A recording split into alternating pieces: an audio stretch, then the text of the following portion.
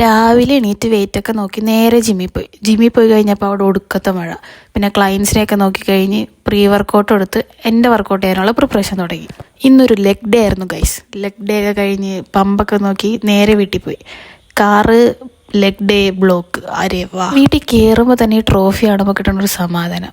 കുളിയൊക്കെ കഴിഞ്ഞ് ക്രിയാറ്റിനും ഗ്ലൂട്ടാമിനും കഴിച്ചു ആസ് യൂഷ്വൽ. പിന്നെ പോസ്റ്റ് വർക്കൗട്ടായിട്ട് 4 എഗ് സ്ക്രാമ്പിൾ ചെയ്ത് വെച്ച് ഒന്ന് ഉറങ്ങി എണീറ്റിട്ട് 200 ഗ്രാം ചിക്കനും എടുത്ത് റൈസും കൂട്ടി കഴിച്ച് ഈ മഴയത്ത് റെയിൻകോട്ട് തൊട്ട് ജിമ്മിൽ പോയി. ഇവിടെ ഒരുത്തൻ ഡയറ്റാന്ന് പറഞ്ഞിട്ട് ഇപ്പം ബേക്കറിയിൽ നിന്ന് ഇറങ്ങാറ്. വേറൊരുത്തൻ 10K സ്റ്റെപ്പ് കംപ്ലീറ്റ് ആക്കാനുള്ള കഷ്ടപ്പാട്. ഈവനിങ് സെക്ഷനിലെ ക്ലയൻസിനെയൊക്കെ അറ്റൻഡ് ചെയ്ത് കഴിഞ്ഞപ്പോൾ നമുക്കൊരു ക്ലാസ് ഉണ്ടായി.